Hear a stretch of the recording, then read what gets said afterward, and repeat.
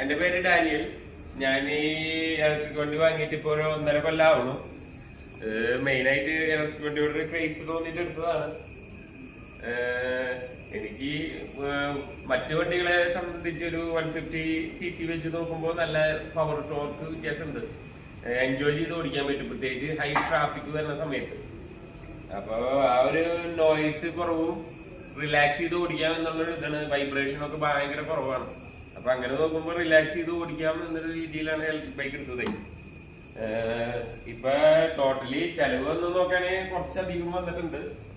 ഈ വണ്ടിയിലാവുമ്പോ ഒരു 12,000 അല്ലെങ്കിൽ 14,000 കിലോമീറ്ററിൽ എയറിന് നല്ല ശ്രദ്ധിച്ചില്ലെങ്കിൽ ഒരു 16,000 കിലോമീറ്റർ ആകുമ്പോഴേക്കും മാറേണ്ടി വരും. ഞാനിപ്പോ എന്റെ ഒരു ഫ്രണ്ട് ടയർ മാറിയിട്ടുണ്ട്.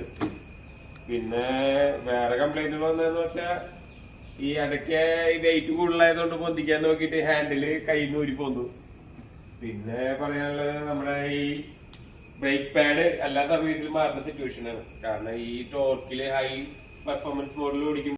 പിന്നെ സാധാ ഒരു ഇലക്ട്രിക് വണ്ടി വാങ്ങുന്നതിനേക്കാളും ചെലവ് കുറയാൻ കാരണം ഇവിടെ സോളാർ ഉള്ളതുകൊണ്ടാണ്. നമുക്ക് സോളാർ ഉള്ളതുകൊണ്ട് ഒരു 10 പൈസ ചെലവ് വരുന്നില്ല.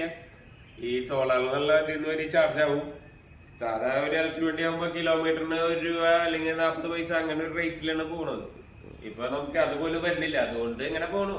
നമുക്ക് അങ്ങനെ ആയാലും ലാഭം വെച്ച് നോക്കുമ്പോ ഇപ്പൊ ഈ 16,000 ഓടിയത് തന്നെ ഒരു 10,000-ന്റെ അടുത്ത് ലാഭം കിട്ടിയിട്ടുണ്ട്. നമ്മുടെ ഈ അറ്റകുറ്റപ്പണികളെല്ലാം ഒഴിച്ചു കഴിഞ്ഞാൽ തന്നെ ഒരു 10,000-15,000-ന്റെ അടുത്ത് ലാഭം കിട്ടി.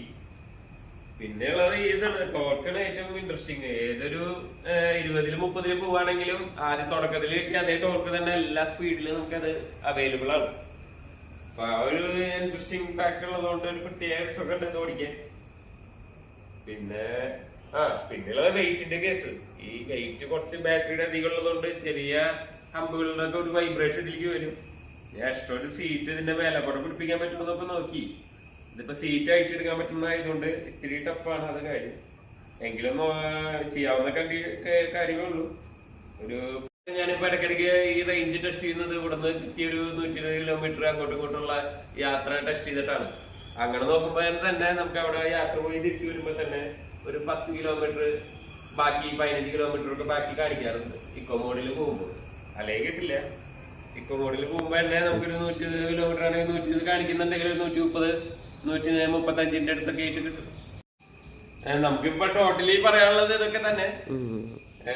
ഒരു എൻജോയ് ചെയ്ത് ഓടിക്കാം. ഇതുവരെ അങ്ങനെ മടുപ്പ് വന്നിട്ടില്ല. മറ്റു വണ്ടികളെ വെച്ച് നോക്കുമ്പോ ഒരു രസമുണ്ട് ഓടിച്ച് ഇങ്ങനെ പോവാനായിട്ട്. ഇനി ഇതിനെ കുറിച്ചുള്ള ഡീറ്റെയിൽ ആയിട്ടുള്ള വീഡിയോ, ഓടിക്കുന്ന കാര്യങ്ങളൊക്കെ അടുത്ത വീഡിയോയിൽ എടുക്കാം.